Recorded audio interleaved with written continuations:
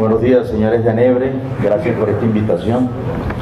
Le hablo en nombre de la Asociación de Abogados Laboralistas de Trabajadores de Colombia, de la cual soy el presidente a nivel nacional. Y bueno, me encanta compartir con ustedes estos puntos de vista jurídicos que espero lleguen al grano y sean parámetros de solución de este conflicto que se avecina por parte de ustedes con el Banco de la República. Bueno, conforme a lo que se me dijo, a la invitación, quiero hacer como una pequeña introducción para ambientar la problemática y la discusión jurídica.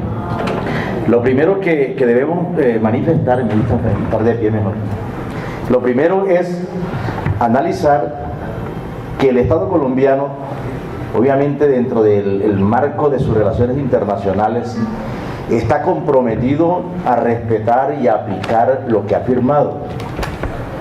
Llama la atención siempre de que si un Estado es serio y firma o adquiere compromisos internacionales, tanto con la Organización Internacional del Trabajo como con el sistema, también con el Sistema Interamericano de Derechos Humanos, la OEA, la lógica es que el Estado respete, aplique, cumpla lo que ha firmado. En eso consiste la seriedad de un Estado.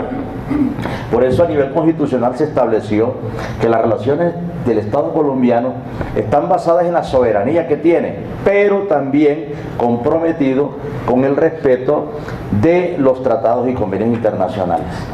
Obviamente bajo los principios del derecho internacional público, entre ellos el Pacta Sunt Servanda, es un principio que habla de la buena fe.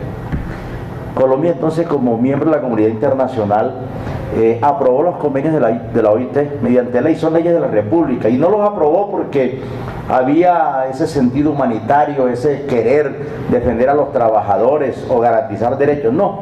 El famoso paro nacional del 77, 76, y cuando López Michelsen fue el que dio la batalla y hizo que el Congreso de la República aprobara los convenios famosos de la OIT, el convenio 87 y el 98. Existen 4 convenios internacionales sobre libertad sindical, que son el convenio 87, el 98 para los trabajadores particulares, el 151 y 154 para los empleados públicos.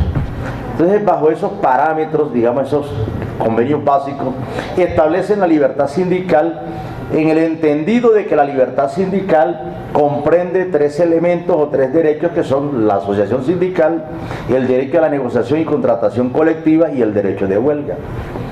Mario de la Cueva, que fue un maestro mexicano, que fue el que estableció ese principio de la libertad sindical y lo describió de una manera bastante esquemática pero precisa a través de un triángulo equilátero, y dijo que la libertad sindical se puede presentar en un triángulo.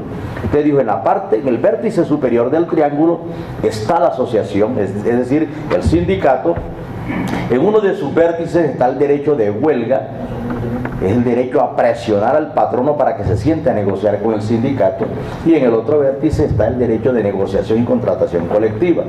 De tal manera que una asociación sindical, un sindicato como tal, jamás podrá ejercer o tener una libertad de acción como tal o desarrollar su programa si el Estado, el gobierno o cualquier medio de presión le limita el derecho a negociar colectivamente o a presionar para esa negociación.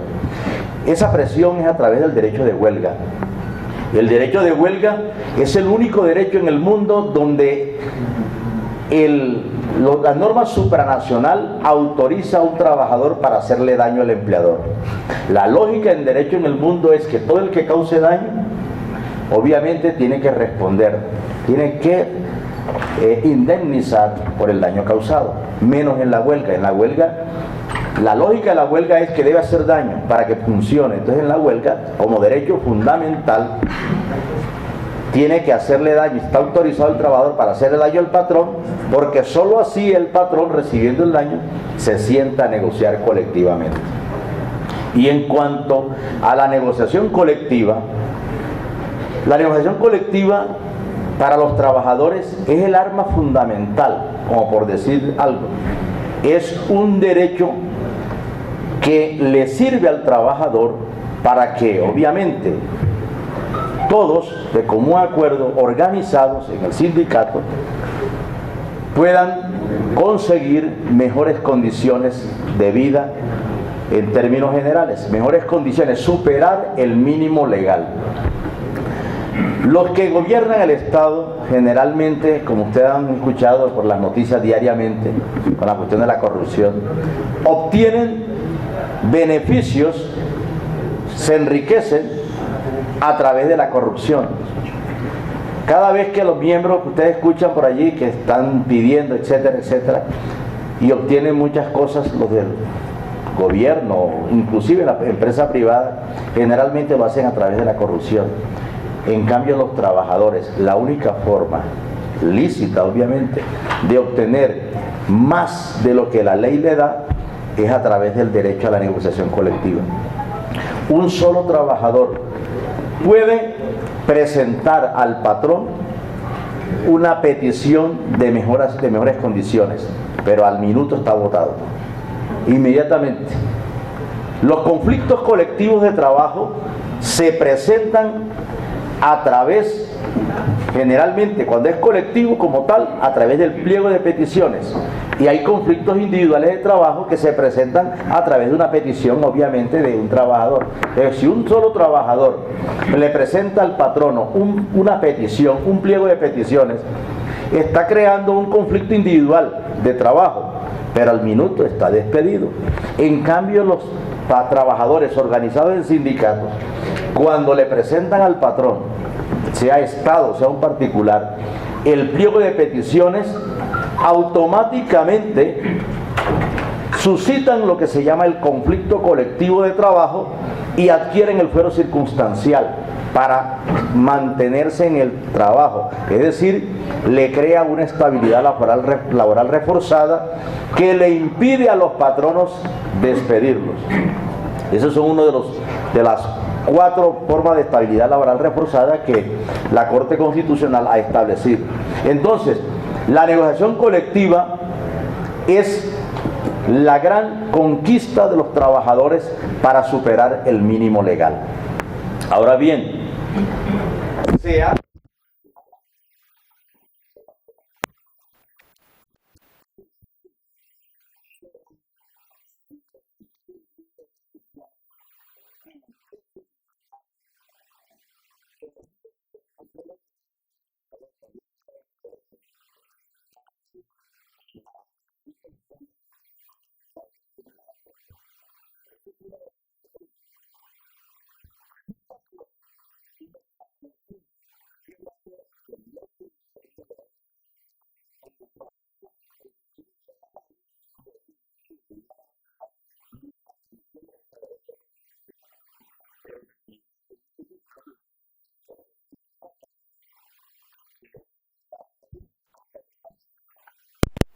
los abogados patronalistas, voy a empezar con esa posición.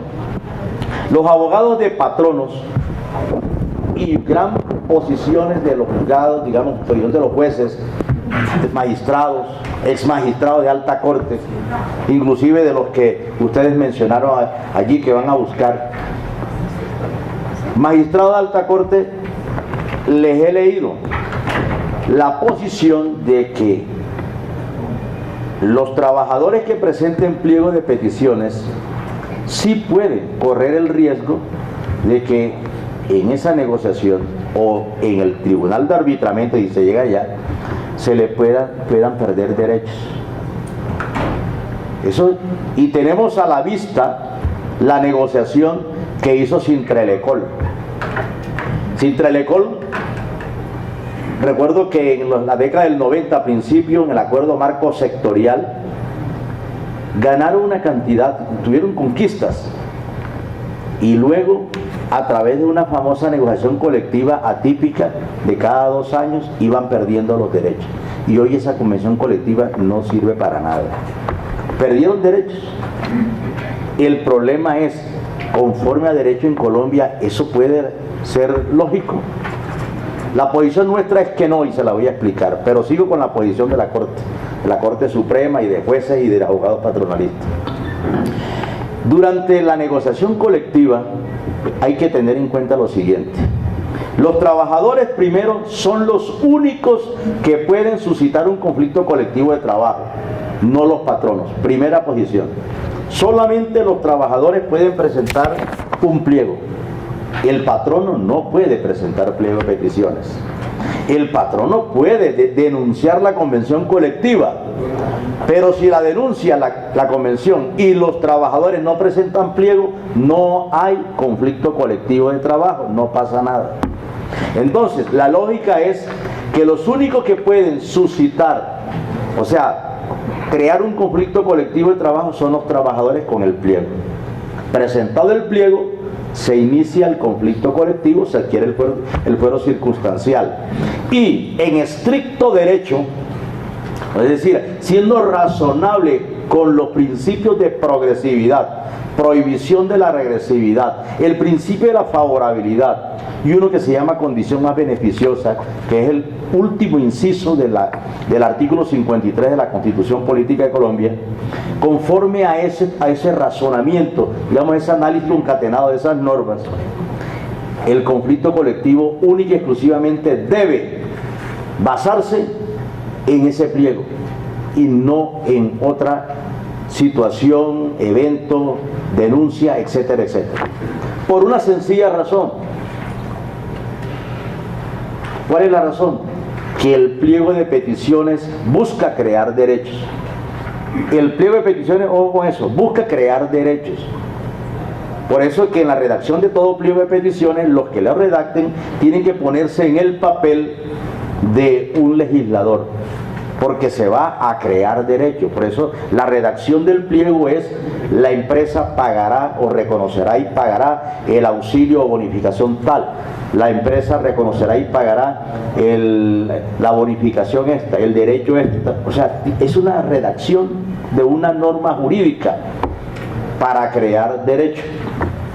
Entonces, la Corte Suprema de Justicia ha reconocido, inclusive la estaba leyendo anteayer, una sentencia sobre tribunales de arbitramiento donde reconoce la lógica del pliego de petición es crear derecho.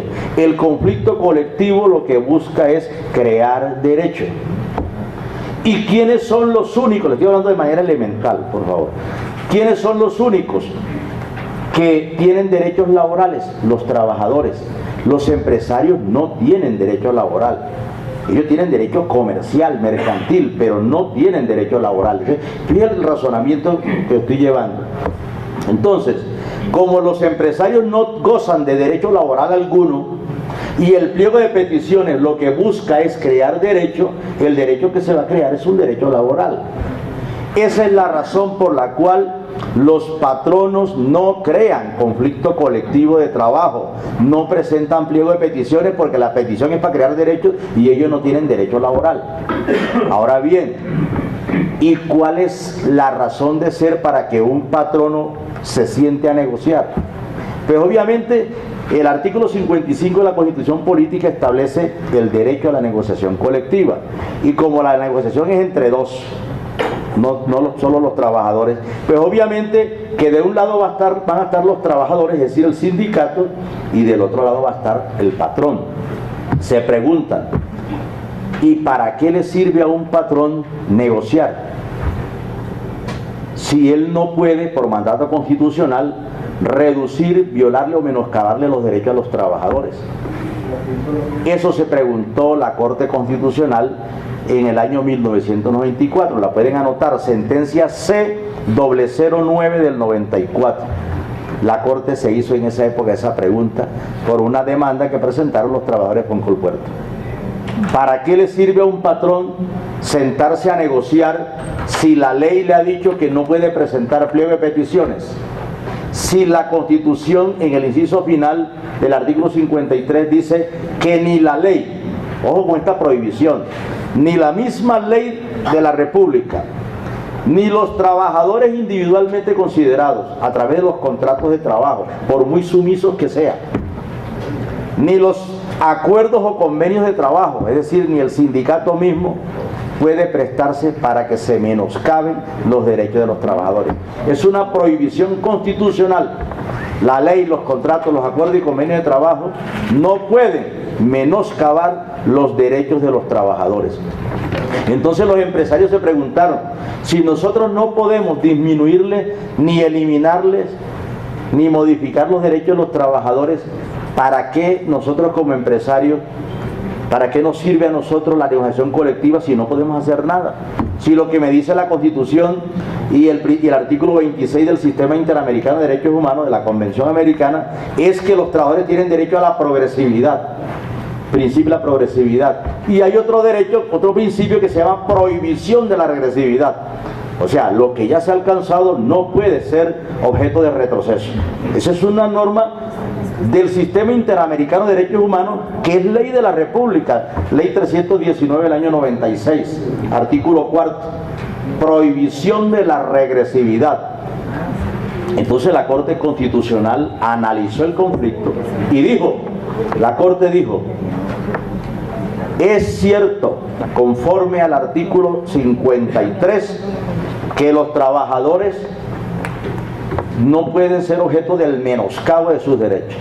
Pero también es cierto, por otro lado, que los empresarios sí tienen derecho a la negociación. Entonces tenemos que armonizar esas normas. Entonces, ¿cómo la armonizó la Corte? Porque hay una aparente contradicción en las normas. De la Corte lo que dijo, la única forma de armonizar y sacarle efecto útil al derecho a la negociación colectiva, pero también al derecho de los trabajadores a que no tengan retroceso alguno, dijo, es que un derecho sindical, un derecho consagrado en la convención colectiva, dijo, sí puede, dijo la Corte, sí puede ser eliminado, sí puede ser modificado, sí puede ser como tal derogado, por decir algo, ¿no? Ese término no lo empleo, eliminado, modificado, extinguido de la convención, pero puso una condición, dijo, sí se puede hacer todo eso, pero solamente que en la nueva situación en que se ponga el trabajador, en términos reales y objetivos, obtengan un derecho igual o mejor del que se quitó. Ojo, y esa es una sentencia de constitucionalidad. Claro, le dijo al patrón, usted sí puede eliminar lo que está en la convención colectiva, quítelo, pero si lo quita tiene que reemplazarlo por uno igual o mejor del que se quitó. Y esa sentencia es de constitucionalidad, es decir, tiene efecto erga omnes, hizo tránsito a cosa juzgada constitucional. Es la sentencia C09 del 94. Esa sentencia creó derecho laboral. Esa sentencia como tal es obligatoria para todos los jueces y particulares. Sin embargo, la posición de la Corte Suprema de Justicia a lo largo desde la década del 60 hasta acá ha sido de que el conflicto colectivo tiene un marco de referencia. No solamente es el pliego de peticiones como tal, que en lógica de derecho ese sería el único, sino que dijo que también del conflicto colectivo hace parte de la denuncia del patrono. Y dijo además, no solamente eso hace marco del conflicto, sino también lo que se debata en la etapa de arreglo directo. Entonces, ¿qué sucede? Que un sindicato puede presentar 3 puntos nada más, como por decir un ejemplo, 3 puntos, 3 conquistas: derecho a la prima de frío, derecho a la prima de calor y derecho a la prima de extra navidad o supranavidad, lo que sea. Hay que ser creativo en eso. Entonces, y viene la empresa y dice, y yo denuncio los artículos o las cláusulas 20, 30 y 40 de la convención, o sea, para anularlas, para que se eliminen, y se sientan a negociar. Y en la negociación colectiva dice el patrón, pero además quiero que quede en el acta que también quiero que toquemos el punto sobre la cláusula, la 1, la 2, la 3, la 4, la 5, la 6 y la 7. Y si el sindicato dice, bueno, y firmó el acta, según la jurisprudencia de la Corte Suprema, en el derecho de los derechos de los trabajadores, es que el derecho de los trabajadores está cobijado por tres grandes principios. Un principio que se llama protector, que de él nacen los demás. Principio protector. El principio protector está cobijado, está consagrado en el artículo 25 de la Constitución.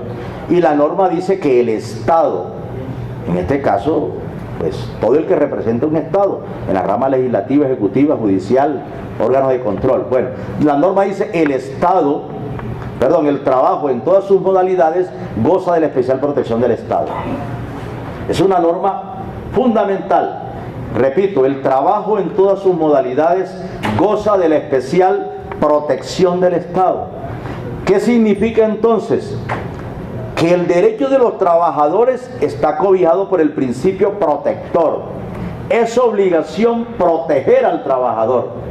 Cuando yo le digo a los jueces en las audiencias eso, mire, señor juez, usted es representante del Estado y usted está obligado a proteger al trabajador. Me dice, no, yo tengo que ser imparcial. Señor juez, claro que debe ser imparcial, pero la imparcialidad es en el debido proceso, para que respete las garantías procesales.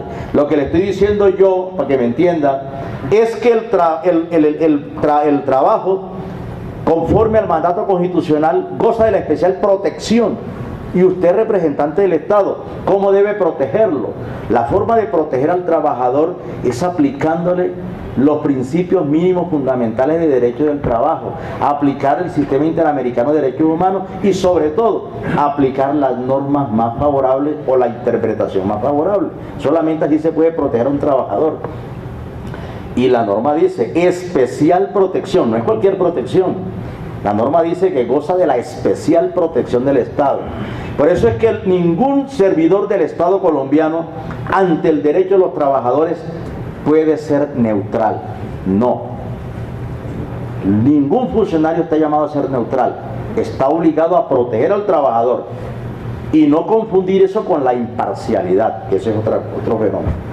Entonces, conforme a las normas constitucionales colombianas, le voy a citar tres nada más, que son el artículo 9, el artículo 53 y el artículo 93.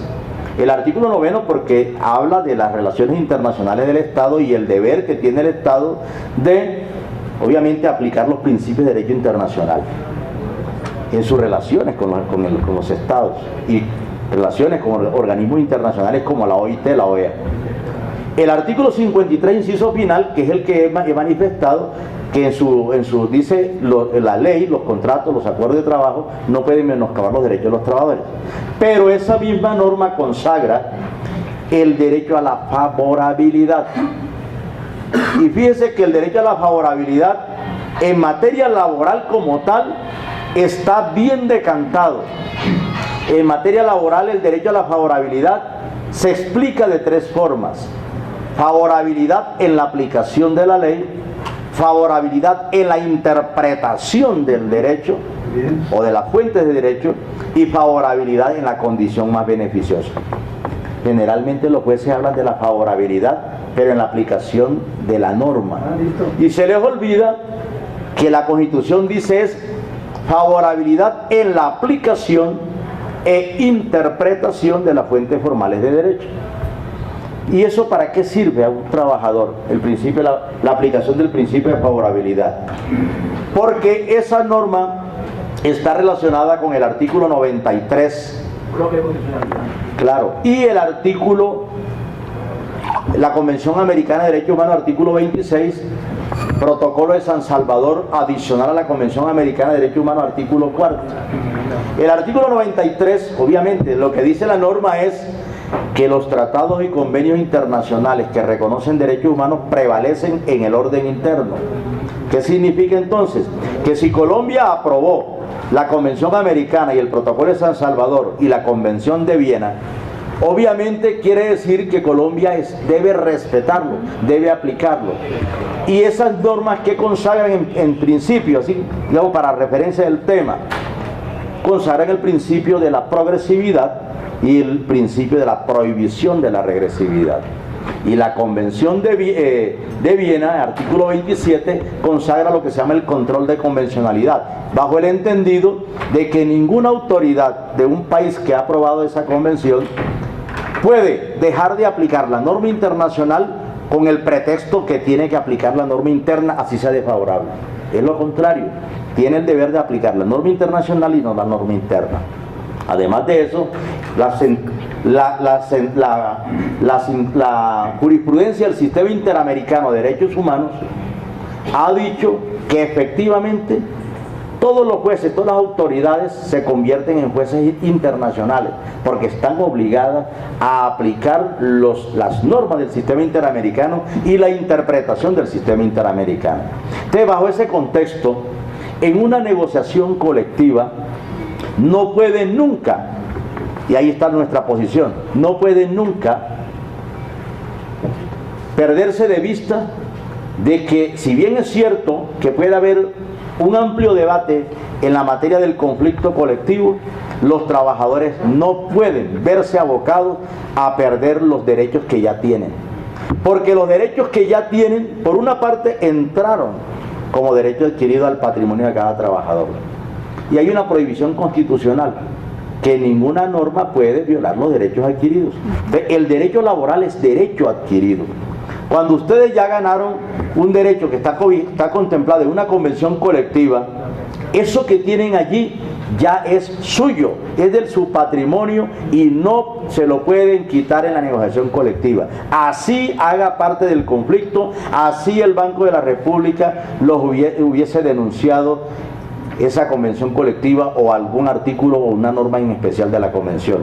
Esa norma está en su patrimonio y no puede ser desconocida. La Corte Constitucional dijo entonces una vez que los derechos consagrados en convenciones colectivas son derechos en sí mismos y no son mera expectativa. Así dijo la Corte. Son derechos en sí mismos, derechos adquiridos en sí mismos. ¿Y a qué hizo referencia la Corte? A los derechos que están consagrados en la convención colectiva y que se refieren a las pensiones. Porque empezó la discusión, ¿será que ese derecho pensional se pierde? Como existe ahora un sistema general de seguridad social en pensiones, ¿se pierde? No se pierde, no se pierde. Ese derecho a la negociación, a la pensión, fue un derecho que se adquirió por los trabajadores en virtud del fruto de la negociación colectiva, que es un derecho humano fundamental, no por la corrupción.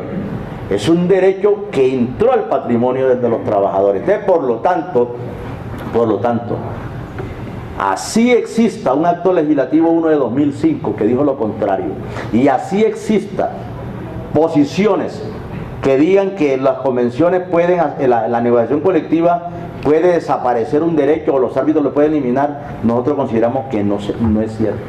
Y por eso el sistema interamericano los protege. Y en ese sentido nosotros, pues, digamos, aplaudimos la posición del Tribunal Superior de Cali, donde ya ha dictado una cantidad de sentencias diciendo que el acto legislativo 1 de 2005 no ha eliminado las pensiones que estaban en convenciones colectivas. Ya hay varias sentencias con ponencia del magistrado Oliver Galé y del doctor Valencia, entre otros, y eso por lo menos es un parámetro que ya lo estamos llevando a otros tribunales del país, porque estamos llenando de demanda todos los tribunales para rescatar los derechos a las pensiones que han sido desconocidos. Bueno, entonces dejo en esto, pues, cualquier duda, y muchas gracias.